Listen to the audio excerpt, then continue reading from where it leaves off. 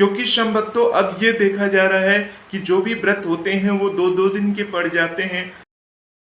आप सभी शम भक्तों को जय श्री श्याम। शम भक्तों कैसे हैं आप सभी? उम्मीद करते हैं अच्छे ही होंगे। शम भक्तों, भगवान श्री कृष्ण का जन्मोत्सव आने वाला है, अर्थात जन्माष्टमी आने वाली है। तो शम भक्तों 2025 में जन्माष्टमी कब की पड़ेगी, सारी कंफ्यूजन आज इस वीडियो के माध्यम से दूर कर दूंगा। क्योंकि कुछ लोग कह रहे हैं कि जन्माष्टमी जो है वो 15 अगस्त 2025 को मनाई जाएगी, और कुछ लोग कह रहे हैं कि जन्माष्टमी जो है 16 अगस्त 2025 को मनाई जाएगी। तो शम भक्तों, क्या सही है क्या गलत है, सब कुछ इस वीडियो के माध्यम से आज मैं आपको बता दूंगा। तो शम भक्तों, भाद्रपद मास की कृष्ण पक्ष की अष्टमी तिथि को कृष्ण जन्माष्टमी मनाई जाती है। तो शम भक्तों, इस बार ये कंफ्यूजन है कि कृष्णा जन्माष्टमी 15 अगस्त को मनाई जाएगी या 16 अगस्त को मनाई जाएगी। तो शम भक्तों, कृष्णा जन्माष्टमी के लिए अष्टमी तिथि और रोहिणी तिथि बहुत ही जरूरी होती है। ऐसा माना जाता है कि भगवान श्री कृष्ण का जो जन्म हुआ था उस दिन जो था कृष्ण पक्ष की अष्टमी तिथि थी और रोहिणी नक्षत्र था। उस समय प्रभु का जन्म हुआ था रात्रि के समय, यानी रात्रि 12 बजे के बाद प्रभु का जन्म हुआ था। तो शम भक्तों, इस बार जो अष्टमी तिथि लग रही है वो 15 अगस्त 2025 की रात्रि अर्थात 11:49 से इस तिथि की शुरुआत हो रही है, और इस तिथि की जो समाप्ति होगी वो 16 अगस्त 2025 को रात्रि 9:34 पर इस तिथि की समाप्ति हो जाएगी, अर्थात अष्टमी तिथि की समाप्ति हो जाएगी। तो ऐसे में शम भक्तों, जो लोग 15 अगस्त 2025 के लिए व्रत रखने के लिए सोच रहे हैं, तो शम भक्तों आप सभी को बता दें कि 15 अगस्त 2025 को पूरे दिन सप्तमी रहेगी, अर्थात ये जो सप्तमी तिथि समाप्त होगी वो 15 अगस्त की रात्रि 11:49 पर समाप्त होगी, और उसके बाद से अष्टमी तिथि लग जाएगी। अर्थात शम भक्तों, अगर आप 15 अगस्त के दिन व्रत रखते हैं तो उस दिन आपका पूरे दिन का सप्तमी का व्रत हो जाएगा। हालांकि बहुत सारे ऐसे विद्वान पंडित हैं जो ये कह रहे हैं कि जो गृहस्थ लोग हैं वो 15 अगस्त 2025 का व्रत रखेंगे, और जो वैष्णव लोग हैं वो 16 अगस्त 2025 का व्रत रखेंगे। हालांकि शम भक्तों, ये बात सही है कि भगवान श्री कृष्ण का जो जन्म हुआ था उस समय अष्टमी तिथि थी और मध्य रात्रि के समय प्रभु का जन्म हुआ था। तो अष्टमी तिथि जो है वो 15 तारीख की रात्रि 11:50 से लगेगी। तो शम भक्तों, बहुत सारे स्थानों में 15 तारीख की जन्माष्टमी मनाई जाएगी और रात्रि के समय प्रभु का जन्म कराया जाएगा। परंतु शम भक्तों, वैष्णव संप्रदाय के अनुसार और उदया तिथि के अनुसार अष्टमी तिथि का जो मेन व्रत है वो 16 अगस्त 2025 को ही रखना ज्यादा उपयुक्त होगा। अर्थात शम भक्तों, अष्टमी तिथि जो है 16 अगस्त के पूरे दिन की रहेगी, और ये अष्टमी तिथि 16 अगस्त 2025 की रात्रि अर्थात 9:34 पर यह तिथि समाप्त हो जाएगी। अब शम भक्तों, दुविधा ये आ रही है कि जब अष्टमी तिथि समाप्त हो जाएगी तो भगवान श्री कृष्ण का जन्म हम कब कराएंगे।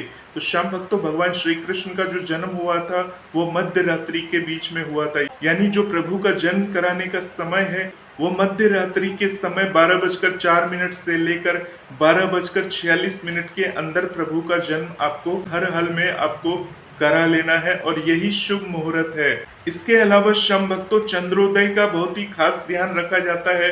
तो जो चंद्रोदय होगा वो 16 अगस्त की रात्रि 10:46 पर चंद्रोदय होगा। तो शम भक्तों, इस हिसाब से अब ये कंफ्यूजन हो जाता है कि जब अष्टमी तिथि समाप्त हो जाएगी तो भगवान श्री कृष्ण का जन्म किस समय कराया जाएगा। तो शम भक्तों, भगवान श्री कृष्ण का जो जन्म है, जिस दिन आप व्रत रखेंगे उसी दिन रात्रि के समय अर्थात 12:04 के बाद भगवान श्री कृष्ण का आपको जन्म कराना है। और जन्म किस प्रकार से कराना है ये तो आप भली भांति जानते ही होंगे। उस प्रकार से भगवान का जन्म कराइए, भगवान को पंचामृत से स्नान कराइए, भगवान को धनिया पंजीरी का भोग लगाइए, भगवान को माखन मिश्री का भोग लगाइए, और उसके बाद भगवान की आरती वगैरह करने के बाद भगवान की जयकारे लगाइए, और उसके बाद आपको कहना चाहिए, नंद के आनंद भयो जय कन्हैया लाल की, हाथी घोड़ा पाल की, बोलो जय कन्हैया लाल की। इस प्रकार से भगवान के गीत गाने चाहिए, भगवान को प्रसन्न करना चाहिए। शम भक्तों, 16 तारीख को भले ही रात्रि के समय यानी 9:34 पर अष्टमी तिथि समाप्त हो जाए, परंतु जिस दिन अष्टमी तिथि होगी शास्त्र मत अनुसार उदया तिथि के अनुसार उस दिन पूरे दिन की ही अष्टमी तिथि मानी जाती है। शम भक्तों, इस बार तो दुविधा यह भी है, जो रोहिणी नक्षत्र है, जिस समय भगवान श्री कृष्ण पैदा हुए थे, वो रोहिणी नक्षत्र भी 16 तारीख के दिन नहीं है। अर्थात रोहिणी नक्षत्र की जो शुरुआत होगी वो 17 अगस्त 2025 को इस तिथि की शुरुआत होगी, और ये तिथि जो शुरुआत होगी वो 17 अगस्त की सुबह 4:38 पर इस तिथि की शुरुआत हो जाएगी, और इस तिथि की जो समाप्ति होगी वो 18 अगस्त की सुबह 3:17 पर इस तिथि की समाप्ति हो जाएगी। तो शम भक्तों, इस बार रोहिणी नक्षत्र भी भगवान श्री कृष्ण के जन्म के समय नहीं लग रही है। तो शम भक्तों, अब बात करते हैं कि इस व्रत का पारण आपको कब और कैसे करना चाहिए। शम भक्तों, शास्त्र मत के अनुसार इस व्रत को उसी प्रकार से रखना चाहिए जिस प्रकार से हम एकादशी का व्रत रखते हैं, यानी एकादशी के व्रत में हम सिर्फ एक समय का फलाहार लेते हैं, उसी प्रकार से कृष्ण जन्मोत्सव में हमें एक समय का फलाहार लेना चाहिए। बहुत सारे लोग निर्जल व्रत रखते हैं और बहुत सारे लोग पानी के साथ व्रत रखते हैं। शम भक्तों, कृष्ण जन्मोत्सव में ऐसी बात नहीं है कि आपको निर्जल व्रत ही रखना है। अगर आपका सेहत सही नहीं है, अगर आपको लग रहा है कि आप इतना लंबा व्रत नहीं रख सकते हैं, तो आप अपनी सुविधा अनुसार आपको व्रत रखना चाहिए, क्योंकि भगवान आपके भाव को देखते हैं, आपकी भक्ति को देखते हैं। ये जरूरी नहीं है कि व्रत रखेंगे तभी ही प्रभु आपको आशीर्वाद देंगे, ऐसी कोई बात नहीं है। ये तो हमारी क्षमता के ऊपर होता है, हमारी श्रद्धा के ऊपर होता है कि हम प्रभु को किस प्रकार से विशेष तरीके से प्रसन्न कर सके। शम भक्तों, कृष्ण जन्माष्टमी के व्रत का पारण उस समय किया जाता है जब अष्टमी तिथि और रोहिणी नक्षत्र समाप्त हो जाता है। यह शम भक्तों, इन दोनों में से जो भी तिथि पहले समाप्त हो जाती है उसके बाद इस व्रत का पारण किया जा सकता है।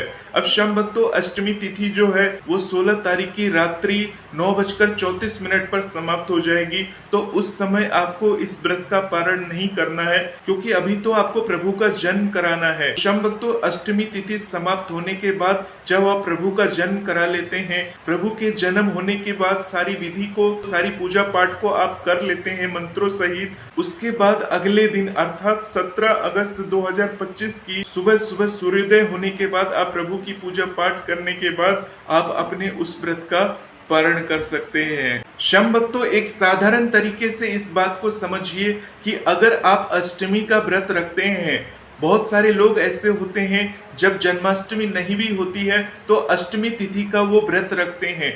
अब शम भक्तों, एक बात पर गौर फरमाइए कि अष्टमी तिथि जो शुरुआत हो रही है वो 15 अगस्त की रात्रि के समय शुरुआत हो रही है, यानी 11:49 पर इस तिथि की शुरुआत हो रही है। तो अगर आप 15 अगस्त का व्रत रखते हैं तो उस दिन आपका सप्तमी तिथि का व्रत हो जाता है। अब बहुत सारे जगह 15 तारीख का व्रत रखा जाएगा और बहुत सारे जगह 16 तारीख का व्रत रखा जाएगा। अब आपके ऊपर निर्भर करता है कि आप किस तिथि में इस व्रत को रखना चाहेंगे। अर्थात 15 अगस्त 2025 की रात्रि और 16 अगस्त 2025 की सुबह 12:04 पर अगर आप भगवान का जन्म करा भी लेते हैं तो आपका जो व्रत है वो 15 तारीख के पूरे दिन का व्रत हो जाएगा, और उसके बाद अष्टमी तिथि समाप्त होने के बाद ही आपको व्रत का पारण करना होगा। अर्थात 16 तारीख के पूरे दिन का व्रत होकर 16 तारीख के मध्य रात्रि के बाद आप उस व्रत का पारण कर सकते हैं, या अगले दिन यानी कि 17 तारीख को आप उस व्रत का पारण कर सकते हैं। इस कारण से आपका वो जो व्रत होगा काफी लंबा हो जाएगा।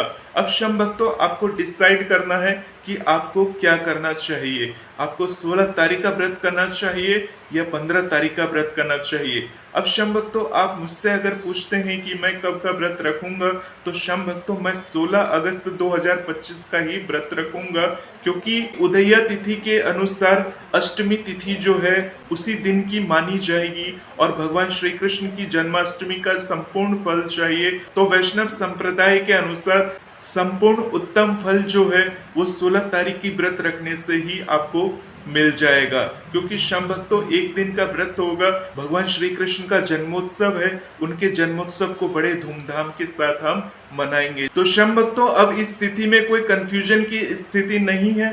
आप अपनी पूर्ण श्रद्धा के साथ, पूरे मन के साथ इस व्रत को करिए, भगवान श्री कृष्ण को खुश करिए, भगवान श्री कृष्ण के लिए भोगों को तैयार करिए। आप अपने क्षेत्र में देखिए, अपने आस पड़ोस में देखिए कि आपके आस पड़ोस में जो लोग हैं वो किस तारीख को व्रत रख रहे हैं, क्योंकि जो सामने वाला, जो आपके समाज के लोग कर रहे हैं, उन्हीं के साथ आपको उस व्रत को मनाना चाहिए। क्योंकि शम भक्तों, अब ये देखा जा रहा है कि जो भी व्रत होते हैं वो दो दो दिन के पड़ जाते हैं, परंतु अगर हमारा सेहत और शरीर सही नहीं है तो हमें वो काम करने चाहिए जिससे हमारा व्रत भी हो जाए और भगवान श्री कृष्ण की हम संपूर्ण आराधना भी कर लें। तो होपफुली शम भक्तों, पूरी जानकारी मिली होगी। बाबा श्याम से जुड़ी हुई बातों को और भगवान श्री कृष्ण से जुड़ी हुई बातों को हम इस चैनल पर लाते रहते हैं। अधिक से अधिक जानकारी के लिए आप चाहे तो इस चैनल को सब्सक्राइब भी कर सकते हैं। मिलते हैं एक नए वीडियो के साथ, तब तक के लिए आप सभी शम भक्तों को जय श्री श्याम, जय श्री राधे।